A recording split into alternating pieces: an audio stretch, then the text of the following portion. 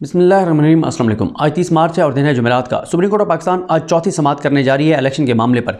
Election commission of Pakistan ने जो 30 अप्रैल से मामला 8 अक्टूबर तक ले गया है, उस पर आज चौथी समाअत है। और जब से ये समाअत शुरू किया है सुप्रीम कोर्ट ने सोमवार से, तब से जो चीज़ें चल रही हैं वो आपके सामने हर तरफ से chief justice Pakistan justice Umar Ata Bandial साहब पर हमले किए जा रहे हैं। और हमारे दोस्त किस्मत खान ज़िमरी ने जो है वो ट्वीट भी एक किया हुआ था।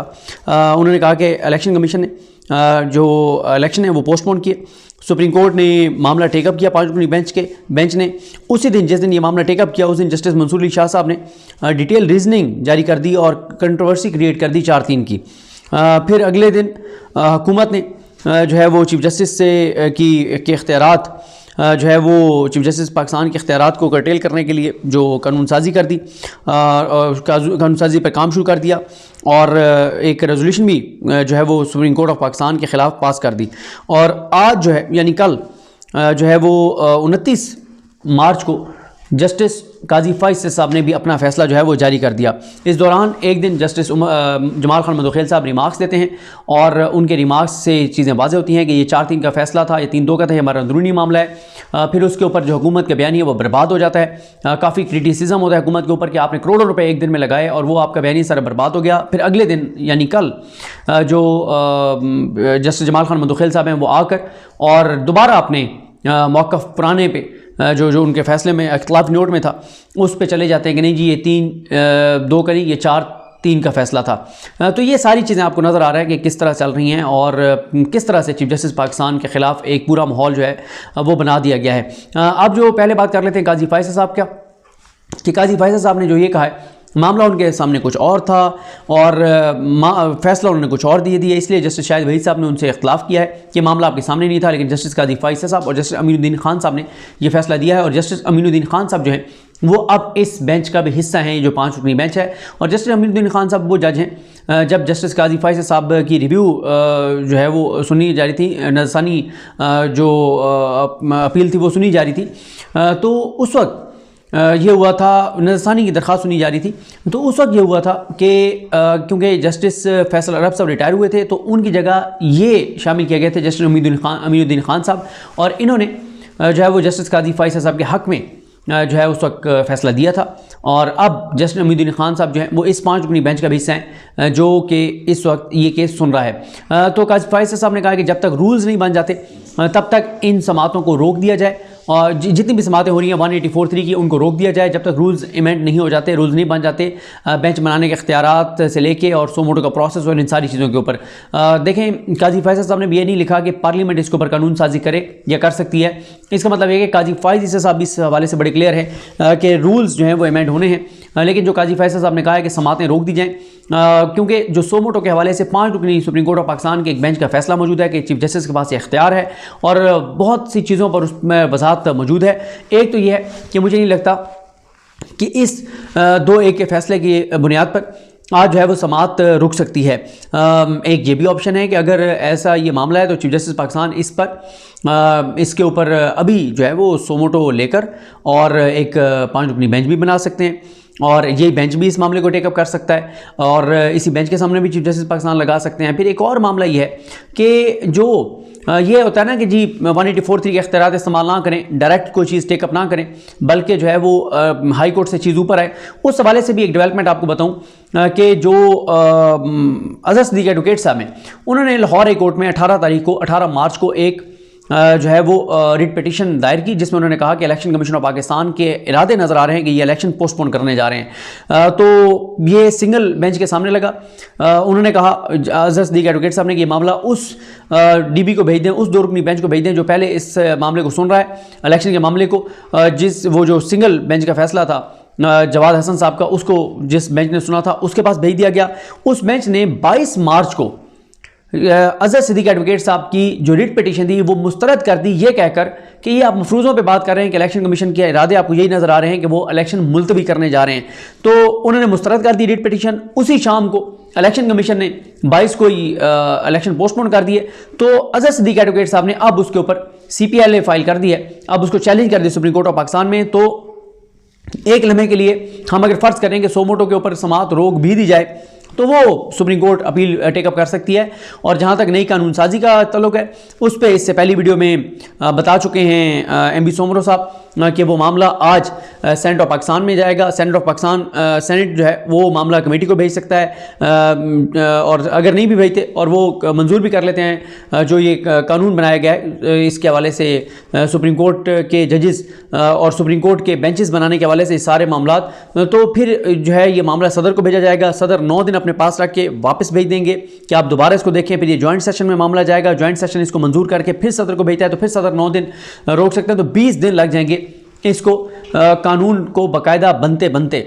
अभी तो यहाँ से मंजूर हुआ है ना ये कानून, अभी तो बाकायदा ये लॉ की शक्ल इख्तियार करेगा जब सदर पाकिस्तान इसकी मंजूरी देंगे और वो इसके ऊपर दस्तखत करेंगे।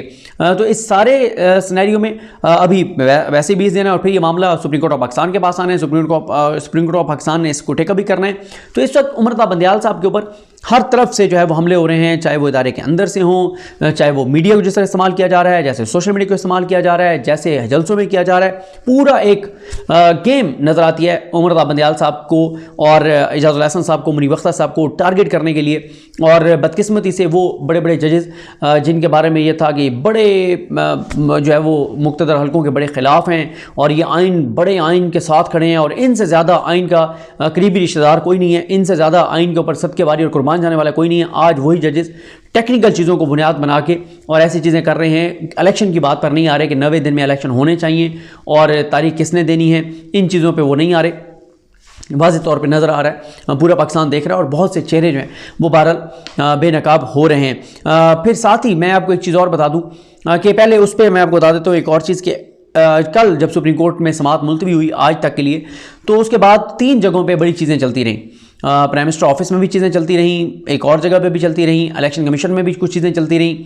2 इमारतों से ये बात इलेक्शन कमीशन ऑफ पाकिस्तान को मेरे सोर्सेज बताते हैं कि कही गई है कि आपने बहुत गलत किया है, कल आपके वकील ने बहुत गलत किया है। आपके वकील को ये बात कहनी चाहिए थी कि हम क्योंकि अब हमारे सामने ये बात आई है कि ये 3-2 करें, ये 4-3 का फैसला है, तो आपके जो वकील हैं उनको दलाइल नहीं देने चाहिए थे। वो ये मामला रेज़ करते, पहले इसको एजिटेट करते और ये मामला पहले सॉल्व करवाते, पहले इसके ऊपर कुछ करवाते।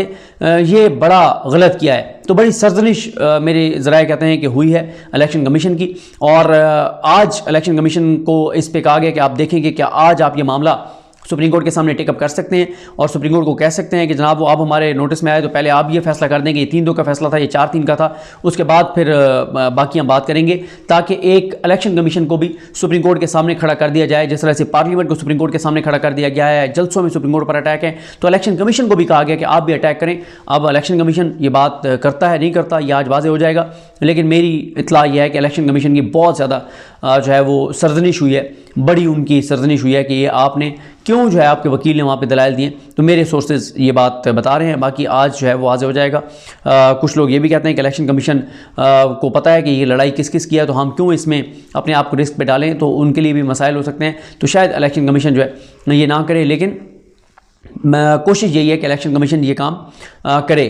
तो बाकी मैं आपको चीज़ बताऊँ कि इस वक्त वाज़ेह तौर पर ये तो नज़र आ रहा है कि इलेक्शन जो है वो नहीं करवाया जाएगा, सुप्रीम कोर्ट जो तारीख देगी उस पर भी नहीं कराया जाएगा। लेकिन एक होप पैदा हुई है और वो हुई है जो कल वुकला का कन्वेंशन हुआ है, वो बहुत बड़ा कन्वेंशन था, उसमें बहुत बड़ा कन्वेंशन था, उसमें जो तकरीर हुई हैं, जो गुफ्तगू की गई है और उसमें जो करारदाद पास की गई है वो मैं आपके सामने रखता हूँ। और इसके बाद मैं आपको ज़रा ये भी बताऊँगा कि आज इस्लामाबाद में भी जो है वो इस्लामाबाद बार की जानिब से जो आज हड़ताल का ऐलान किया गया है और आज कहा गया है कि F8 कचहरी में कोई पुलिस वाला दाखिल नहीं हो सकेगा। कल भी जो दाखिल हुए उनको निकाला गया, वो मामला भी आपके सामने रखता हूँ।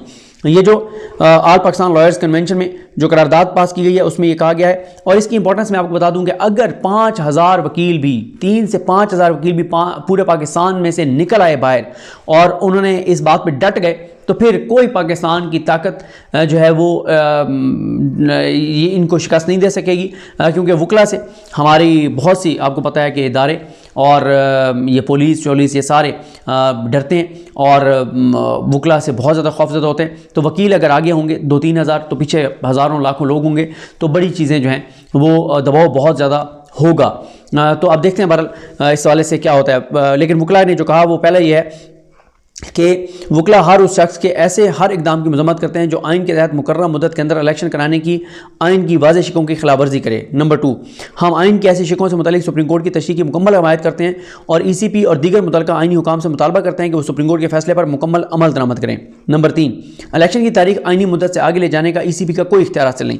यह कोशिश वाज़ेह तौर पर गैर आइनी और इंतहाई काबिल मजम्मत है। नंबर 4, हम सियासी मफाद के लिए आइन की खिलाफवर्जी के इरादे से सुप्रीम कोर्ट के जजेस पर हमले की शदीद मजम्मत करते हैं। नंबर 5, सुप्रीम कोर्ट के जजेस के दरमियान इख्तिलाफात के मंजर-ए-आम पर आने पर वकला सख्त परेशान है क्योंकि इससे आइन के तहत एक अहम इदारे के तौर पर अदलिया के तकद्दुस और एहतराम को नुकसान पहुंच सकता है। नंबर 6, मोहतरम चीफ जस्टिस ऑफ पाकिस्तान से मुतालबा है कि वो अपनी क़यादत में सुप्रीम कोर्ट के तमाम जजेस को ऑन बोर्ड लें ताकि इस बात को यकीनी बनाया जा सके कि इस तरह के इख्तिलाफात को इदारे के वसीतर मफाद में खुशउस्लूबी से हल करके इदारे के वक़ार और सलमियत की हिफाजत की जाए। और लास्ट पॉइंट है कि पाकिस्तान भर की तमाम बार कौंसल्स और बार एसोसिएशन से मुतालबा है कि वो किसी सियासी जमात या सियासतदान के दबाव पर या असर व रसूख के बगैर आज़ादाना तौर पर काम करें। ये हो गया। ये एक लास्ट होप है। अगर ये वकला की तहरीक शुरू हो गई तो फिर इलेक्शन तो कराने पड़ेंगे। वकला की तहरीक के अलावा मुझे नहीं लगता कोई और चीज़ कि किसी तरह से जो है वो इलेक्शन हो, जिस तरह से सुप्रीम कोर्ट के ऊपर चढ़ दौड़े हैं सब लोग हर तरफ से। अब ये आपके सामने रख देता हूँ कि इस्लामाबाद बार एसोसिएशन की मजलिस आमला का इजलास मोरखा 29 मार्च 2023 को ज़ेर सदारत चौधरी कैसर इमाम एडवोकेट सदर इस्लामाबाद बार एसोसिएशन मुनक़द हुआ। इजलास में इस्लामाबाद बार एसोसिएशन के मुअज़्ज़िज़ रुकन सैयद अली असगर एडवोकेट की गैर कानूनी गिरफ्तारी और हब्से बेजा में रखने के बाद की सूरत हाल का जायज़ा लिया गया। इजलास में करार पाया कि पुलिस का मजमूई रवैया जिसके तहत इस्लामाबाद पुलिस अपने एहतसाब करने से मुकम्मल तौर पर जो है वो गुरेज़ा हैं और एक गैर कानूनी अमल का दिफा करने पर अमल पैरा है, एक ऐसी सूरत हाल को जन्म देगा जिससे हालात मज़ीद ख़राब होने का खदशा है। इजलास में इस अज़म का इजहार किया गया है कि इस्लामाबाद बार एसोसिएशन का एहतजाज कानून की अमलदारी, बुनियादी हकूक़ के तहफ़्फ़ुज़ और पेशा वकालत की इज़्ज़त और तकरीम के लिए है और इस्लामाबाद बार एसोसिएशन अपने जायज़ मुतालबात के हसूल तक अपनी जद्दोजहद जारी रखेगी और इस मकसद के हसूल के लिए हर कानूनी, आइनी, जमहूरी और सियासी रास्ता इख्तियार करेगी। अब उनकी अनाउंसमेंट ये है कि इजलास में तय पाया कि इस्लामाबाद बार एसोसिएशन कल क्योंकि ये जारी हुआ था यानी आज 30 मार्च 2023 को मुकम्मल हड़ताल का ऐलान करती है और सिक्योरिटी पर मामूर एहलकारों के अलावा तमाम पुलिस एहलकारान का ज़िला कचहरी में दाखिला बंद करने का ऐलान करती है। कल मोरखा 30 मार्च 2023 वकला हजरात अदालतों में पेश नहीं होंगे और सुबह 9:30 बजे तमाम मुअज़्ज़िज़ अरकीन बार वाजिद गिलानी शोधा हॉल में इकट्ठे होंगे, जहाँ से एक पुरअमन रैली निकाली जाएगी।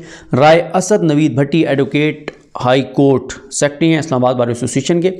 तो ये सूरत हाल है। तो देखते हैं बहरहाल चीज़ें जो हैं वो किस तरह आगे बढ़ती हैं और ओवरऑल मैंने आपके सामने सूरत हाल जो है वो रख दी है।